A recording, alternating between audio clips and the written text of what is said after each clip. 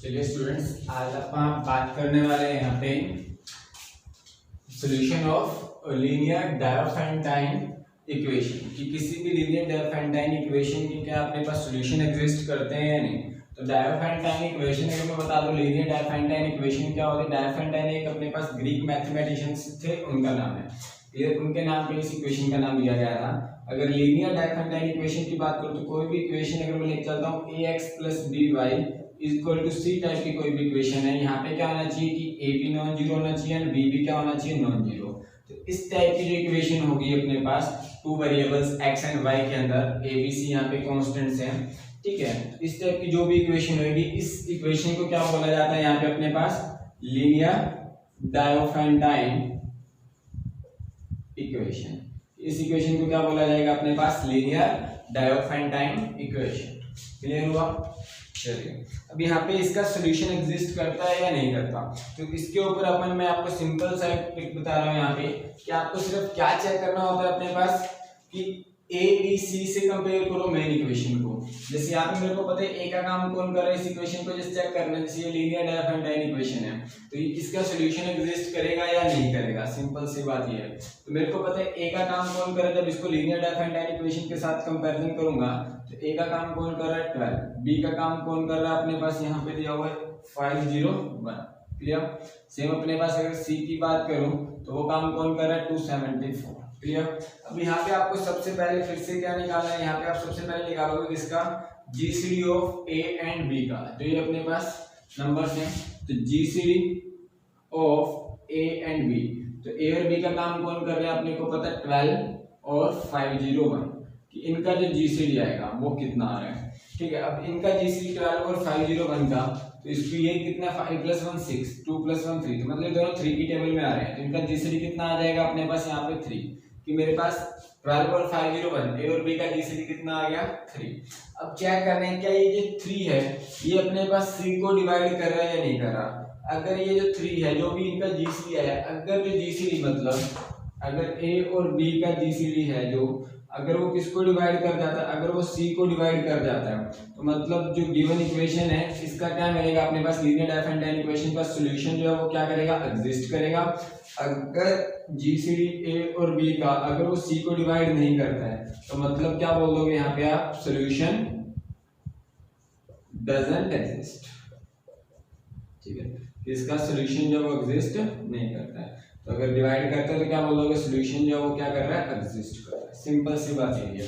जैसे यहाँ पे दो एग्जांपल्स आपको बताता हूँ। यहाँ पे क्या है 3, अब चेक करना है कि जो 3 अपने पास जो किसके ऊपर जीसीडी आया था अपने पास किसका, ए और बी का, तो क्या वो अपने पास सी का काम कौन कर रहा है 274। क्या 3 जो है 274 को डिवाइड करता है, तो सिंपल 3 से डिविजिबिलिटी चेक करनी है, तो इनका सम कर लो, 7 + 2 9 + 4 कितना हो गया 13 को 3 डिवाइड नहीं करता, मतलब 3 274 को भी डिवाइड नहीं करेगा।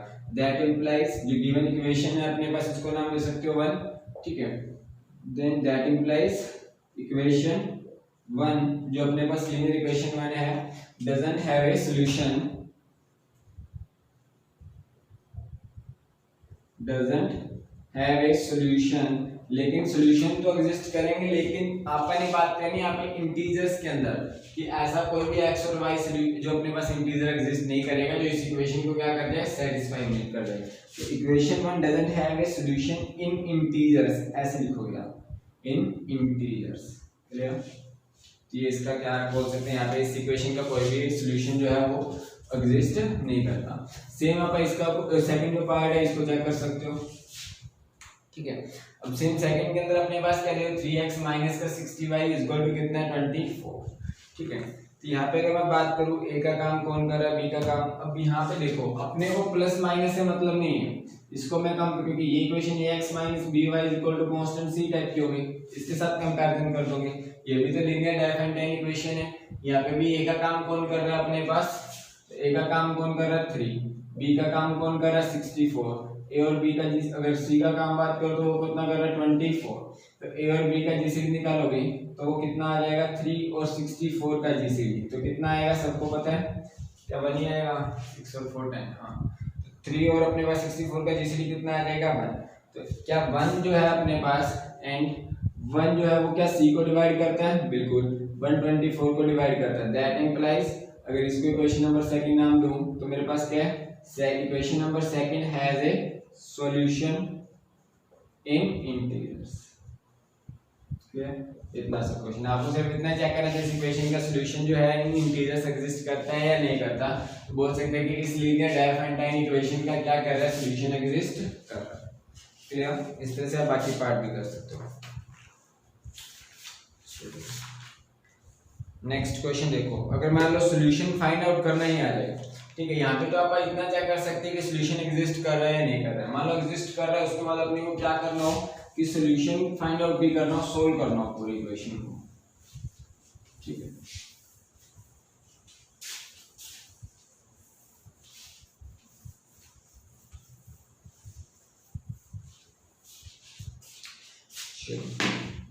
जैसे मान लो यहाँ पे क्या दिया हुआ है 7x + 5y = कितना दिया हुआ 3।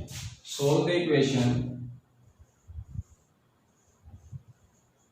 solve the equation 7x + 5y = कितना दिया हुआ अपने पास 3।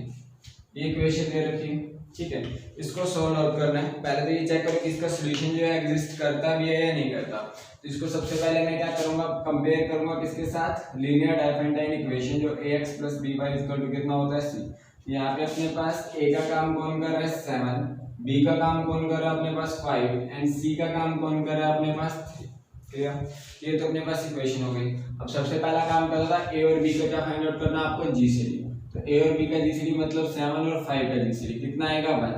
और क्या अपने पास यहाँ से अपने को पता चेक करना था कि 1 जो है जो जीसीडी आया अपने पास क्या वो c को डिवाइड करता है। तो यहाँ पे अपने पास जीसीडी ऑफ ए बी क्या वो c को डिवाइड करता है, बिल्कुल करता है, क्योंकि अपने को पता है जो 1 है वो किसको डिवाइड करेगा 3 को डिवाइड करेगा। दैट इंप्लाइज ये अगर मैं इक्वेशन नंबर 1 बोलूं तो equation number 1 has a solution in integer. Equation 1 has a solution in integers. इसका सॉल्यूशन जो है एग्जिस्ट करता है। सॉल्यूशन एग्जिस्ट करता है तो सॉल्यूशन निकालने तो मैंने आपको सिखाए थे, ठीक है। अब जो गिवन इक्वेशन है इसको सबसे पहले किस फॉर्म में लिखना है, कांग्रुएंस वाली फॉर्म में लिखना है, जिसकी कांग्रुएंस में लिखने के बाद सॉल्यूशन निकालना मैंने आपको बताया हुआ है। पिछले दोनों लेक्चर्स आपने उसी के ऊपर लगाए थे, ठीक है। तो यहाँ पे the given equation is equivalent in congruence, is equivalent in congruence. अगर इसको कांग्रुएंस में मैं क्या बनाऊं, इक्वल बनाऊं, तो ये क्या बनेगी अपने पास, तो ये होता है अपने पास कितना ax, चलो अभी फॉर्मूला लिख देता हूं, ax कांग्रुएंस टू c मोड कितना आ जाएगा यहाँ पे अपने पास b। ये हमेशा ध्यान रखना कि अगर इस इक्वेशन को जो लीनियर डायफेंटाइन इक्वेशन को अगर मैं कांग्रुएंस की फॉर्म में लिखना चाहूं तो कैसे लिखोगे, ax कांग्रुएंस टू c मोड कितना b लिखोगे। अब आपको a की वैल्यू पता है, c की वैल्यू पता है, b की वैल्यू पता है, सारी वैल्यूज यहां पे पुट करो। तो a की वैल्यू कितनी थी 7, ये कितना बन गया 7x कांग्रुएंस टू b का काम कौन, c का काम कौन कर रहा है 3 और मोड b का काम कौन कर रहा है अपने पास 5। ये इक्वेशन बन गई। अब इस क्वेश्चन को आपने जैसे पिछले दोनों लेक्चर्स के अंदर मैंने काम करवाया था बिल्कुल उसी तरह से इसका सॉल्यूशन फाइंड आउट करना है।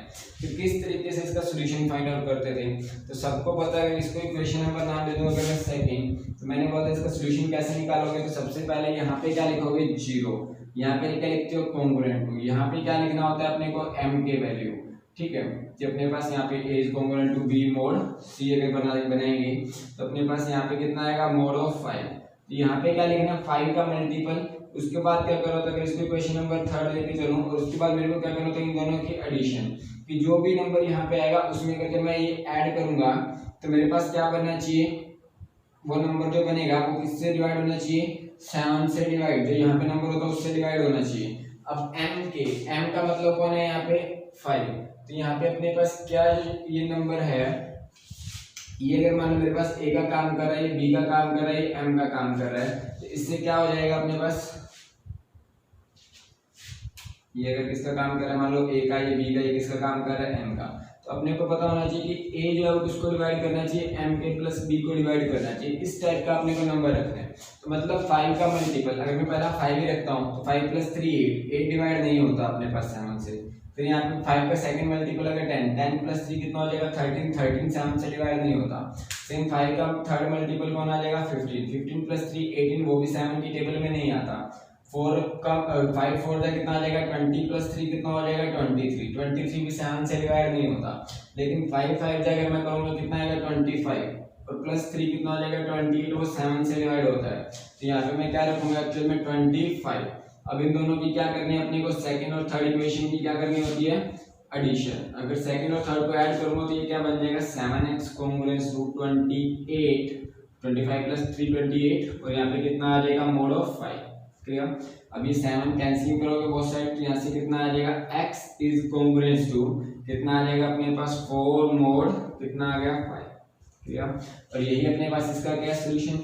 लेकिन सोल्यूशन में यहाँ पे अपने पास इतना ही नहीं छोड़ोगे, ठीक है, क्योंकि यहाँ पे इसके बाद अपने को एक्चुअल सोल्यूशन सोल्व करने का मतलब कि आपको x और y की वैल्यू बतानी है पर्टिकुलर।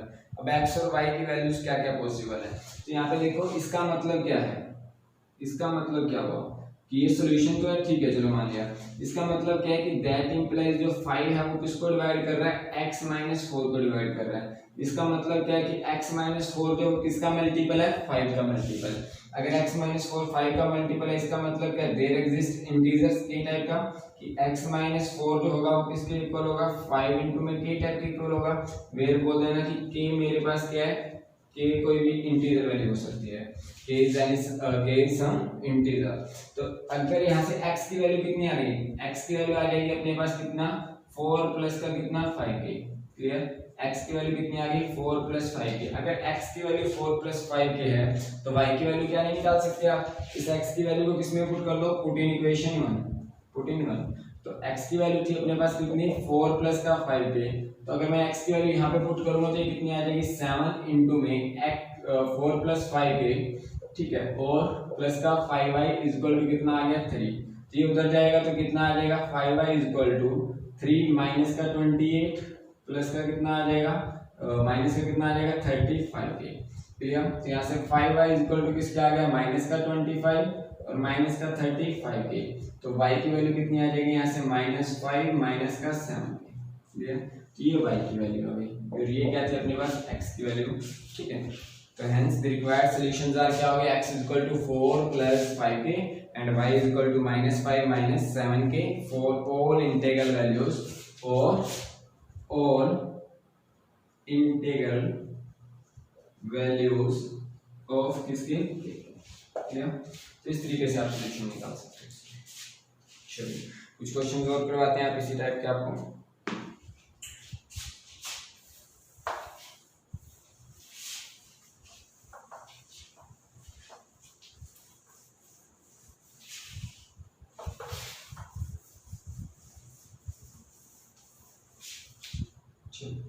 थर्ड क्वेश्चन में देखो क्या बोल रहे हैं, find all solutions in positive integers. यहाँ पे स्पेशली पॉजिटिव इंटीजर्स मेंशन किया। फाइंड ऑल सॉल्यूशंस कि जितने भी सॉल्यूशन एग्जिस्ट करते हैं सब बताने हैं। Find all solution in positive integers या इंटीग्रल्स भी बोल सकते हैं यहाँ पे, of 5x plus 3y is equal to कितना दिया हुआ अपने पास 52। ठीक है, पहले तो ये चेक कर लो कि इसके सॉल्यूशन एग्जिस्ट करते भी हैं या नहीं करते। सबसे पहले तो क्या करेंगे कि इसका सॉल्यूशन एग्जिस्ट करता भी है या नहीं करता। तो किस तरीके से चेक करोगे, सबसे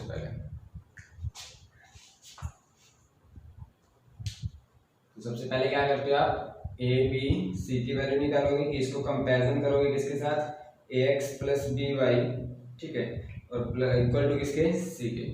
तो यहाँ से बात करेंगे तो a की वैल्यू कितनी है, तो a की वैल्यू सबको दिख रही है कितनी है 5, b की वैल्यू कितनी दिख रही है 3 और c की वैल्यू कितनी दिख रही है 52।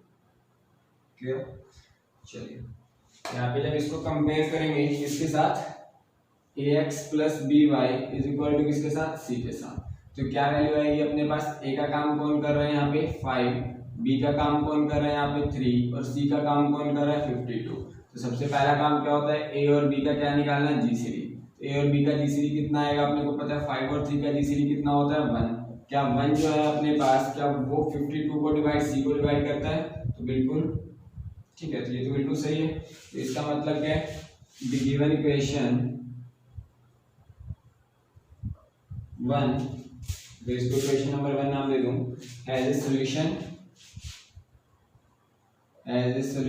इन इंटीजर्स।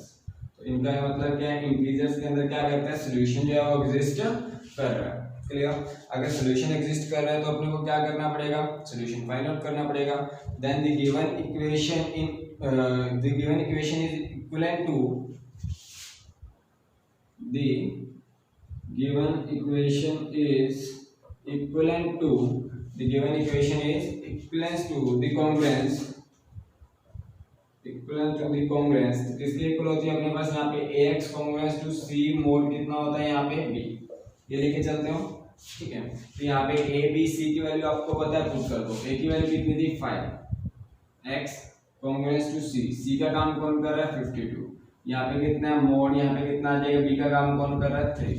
अब यहाँ पे मैंने बोला इसका सॉल्यूशन कैसे फाइंड आउट करोगे, सबसे पहले यहाँ पे क्या लिखते हो 0 कॉन्ग्रुएंस टू, यहाँ पे कितना आएगा अपने पास कि m के 3 का मल्टीपल कितना यहाँ पे रखूं कि ये नंबर जो होना चाहिए अपने पास किससे डिवाइड होना चाहिए 5 से, जब इन दोनों को ऐड करो। अगर मैं यहाँ पे 3 ही रख लूँ, ठीक है, तो 52 + 3 कितना हो जाएगा 55। क्या 55 5 से डिवाइड होता है, बिल्कुल होता है।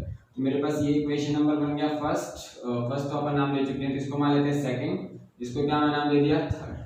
तो मैं क्या करूंगा, हमेशा सेकंड प्लस थर्ड इन दोनों इक्वेशन की क्या करोगे एडिशन, 5x + 0 कितना आ जाएगा 5x, और ये किसके कॉन्ग्रुएंस आ गया, ये कॉन्ग्रुएंट आ गया 52 + 3 55 के, और ये कितना अपने पास mod of 3।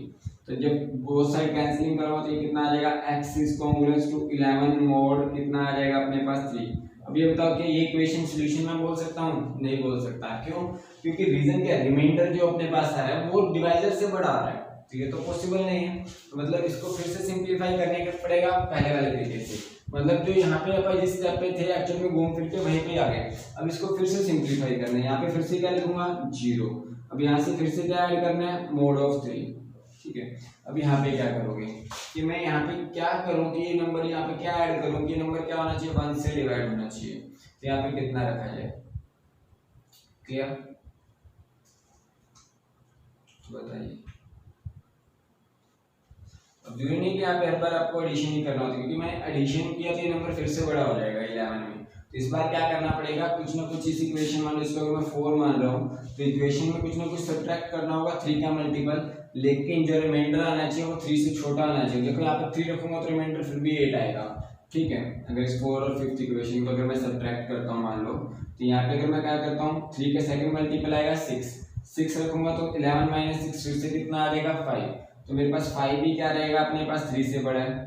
ठीक है, अगर मैं 3 मल्टीपल लेता हूँ तो ये कितना 3 का 3 मल्टीपल लेता हूँ कितना आ जाएगा 9, तो कोई फर्क नहीं पड़ता है बिल्कुल। ठीक है, तो यहाँ से अगर मैं क्या करता हूँ 4 में से 5th इक्वेशन क्या कर देता हूँ माइनस।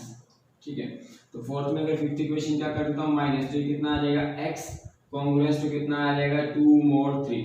तो ये इसका क्या हो गया अपने पास सॉल्यूशन हो गया, क्योंकि अब जो अपने पास रिमाइंडर है वो कितना है 2, और वो किससे छोटा है अपने पास 3 से छोटा है। चलिए, तो यहाँ से मैं बोल सकता हूँ कि अपने पास दैट इम्प्लाइज जो x होगा, ठीक है, कि जो 3 है अपने पास वो किसको डिवाइड करेगा, बाय डेफिनेशन ऑफ कॉन्ग्रुएंसी में क्या बोल सकता हूँ कि दैट इम्प्लाइज 3 जो है वो किसको डिवाइड करता है x - 2 को डिवाइड करता है। इसका मतलब क्या हुआ कि x - 2 इज मल्टीपल ऑफ 3। तो इसका मतलब क्या आ जाएगा, दैट इम्प्लाइज कि x - 2 जो होगा वो किसके इक्वल होगा अपने पास, x - 2 जो होगा वो 3 इंटू में कोई ना कोई अपने पास k के इक्वल होगा, वेयर बोल सकते हो कि k किसको बिलोंग कर रहा है, सम इंटीजर वैल्यू है। तो यहाँ से आपको क्या मिल गया, x की वैल्यू मिल गई। x की वैल्यू कितनी मिल गई 2 + 3k, क्लियर, एक तो x की वैल्यू मिल गई। लेकिन अपने को सारे सॉल्यूशन निकाले, इस बार इतना ही नहीं छोड़ना, इसमें बोला कि सारे पॉजिटिव सॉल्यूशन बताने हैं। ठीक है, तो पॉजिटिव इंटीजर्स, तो यहाँ पे देखो, इसके बाद मैं आपको बताता हूँ, उसके बाद सेम y की वैल्यू निकालो। पहले x की वैल्यू अगर मैं ये इक्वेशन पुट इन 1, अगर 1 के अंदर पुट करता हूँ तो ये वैल्यू कितनी आ जाएगी 5 × x, x की वैल्यू कितनी है 2 + 3k। ठीक है, प्लस का कितना 3y = कितना 52। इसको सिंपलीफाई करोगे तो कितना आ जाएगा 3y = 52 माइनस का 10 हो जाएगा, और ये 15 के उधर जाए किसका हो जाएगा माइनस का 15 के। 52 - 10 कितना हो जाएगा 42। 3y = कितना आ गया 42 माइनस का कितना आ जाएगा अपने पास 15 के, ये 3 की टेबल में दोनों ही जा रहे हैं, तो कितना आ जाएगा 14 × 42, तो ये कितना आ जाएगा 14 माइनस का कितना आ जाएगा 3 5 जा, ये आ गई y की वैल्यू। लेकिन अपने को इतना नहीं चाहिए, अपने को एग्जैक्ट सॉल्यूशंस चाहिए इसके कि कितने पॉजिटिव इंटीजर्स मिल सकते हैं एक्स वाई टाइप के। ठीक है, अब मतलब पॉजिटिव इंटीजर्स बोला, इसका मतलब क्या है, पॉजिटिव इंटीजर्स बोला तो मतलब कि दैट इंप्लाइज 2 + 3k जो होगा, मतलब कि x और y की वैल्यू अपने को क्या बोल रखी है कि ग्रेटर देन 0, x और y की वैल्यू क्या होनी चाहिए, ग्रेटर देन 0 होनी चाहिए। अगर x भी ग्रेटर देन 0 है, y भी ग्रेटर देन 0 है, तो अगर इनको अगर मैं सिंपलीफाई करूं तो यहाँ पे क्या आएगा, अगर x ग्रेटर देन 0, इसका मतलब क्या, दैट इंप्लाइज 2 + 3k वो क्या रहेगा, हमेशा ग्रेटर देन 0, कि x की वैल्यू तो यही है। ठीक है, अगर 2 + 3k ग्रेटर देन 0, इसका मतलब k जो होगा वो किससे बड़ा आना चाहिए हमेशा, तो ये उधर जाके किसका हो जाएगा, -2। ठीक है, बाय में कितना हो जाएगा 3, मतलब k जो है -2/3 से बड़ा आना चाहिए।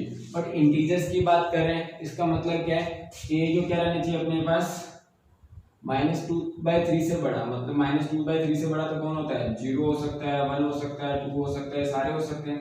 लेकिन सेकंड कंडीशन भी थी कि y भी क्या होना चाहिए, ग्रेटर देन 0, क्योंकि पॉजिटिव इंटीजर्स बोला है तो मतलब y भी क्या होना चाहिए, ग्रेटर देन 0। तो अगर y greater than 0, that implies, इसका मतलब क्या हुआ कि 14 - 5, ठीक है, ये भी क्या होगा, ग्रेटर देन 0।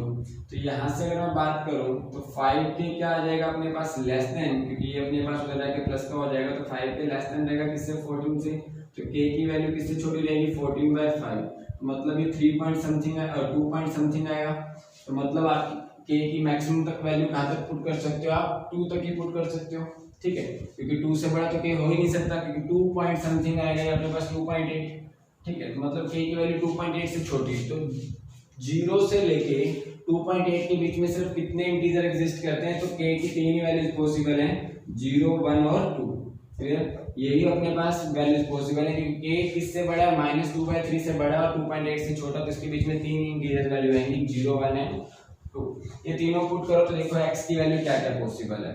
4 अगर मैं बात करूं, 4 k = 0, 1 एंड 2, तो x की वैल्यू और y की वैल्यू क्या क्या आएंगी, तो x की वैल्यू पॉसिबल है, जब मैं क्या पुट करूंगा, 0, तो x की जगह 0 पुट करेंगे k की जगह पे, तो x की वैल्यू कितनी आएगी, 2। अगर x की वैल्यू 2 आएगी, देन y की वैल्यू कितनी आएगी अपने पास, यहाँ पे अगर मैं k की जगह 0 पुट करता हूँ तो इसकी वैल्यू आएगी 14। सेम अगर मैं लेके चलता हूँ x की वैल्यू, सेम k की वैल्यू अगर 1 पुट करूंगा, यहाँ पे कितना आ जाएगा, 3 + 2 कितना आ जाएगा, 5, और y की वैल्यू 1 पुट करने पे कितना आ जाएगा, 14 - 5 कितना आ जाएगा, 9। क्लियर, सेम अगर x की जगह पे, यहाँ पे k की जगह पे 2 पुट करूंगा तो 6 + 2 कितना आ जाएगा, 8, और y की वैल्यू यहाँ पे 2 पुट करने पे 10, 14 - 10 कितना आ जाएगा अपने पास, 4। क्लियर, तो ये 3 वैल्यूज ही पॉसिबल हैं, और ये अपने पास इसका क्या हो जाएगा, रिक्वायर्ड आंसर। ये पॉजिटिव सॉल्यूशन इसके एग्जिस्ट करते हैं। क्लियर, चलिए एक क्वेश्चन और करवा देता हूँ आपको मैं यहाँ पे, इसको अच्छे से देख लीजिए।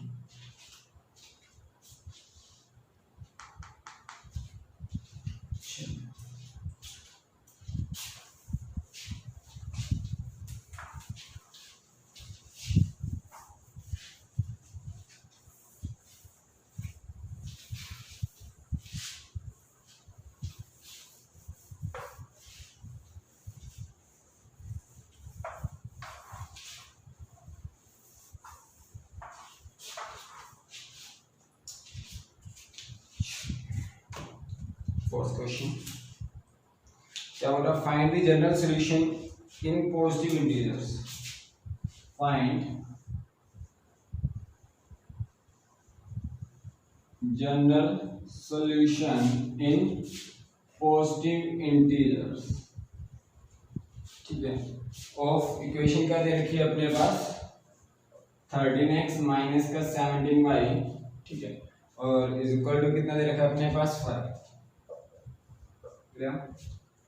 चलिए इसका सॉल्यूशंस किस तरीके से फाइंड आउट करोगे, तो सबसे पहले इसको कंपैरिजन करो, बीच में माइनस साइन है, तो मैं इसको किससे कंपैरिजन करूंगा, ax - by = c के साथ। क्लियर, मैंने बोला पॉजिटिव माइनस से फर्क नहीं पड़ता है, तो अगर यहाँ पे मैं कंपैरिजन करूँ तो मेरे को पता है a का काम कौन कर रहा है, 13, b का काम कौन कर रहा है, 17, और c का काम कौन कर रहा है, 5।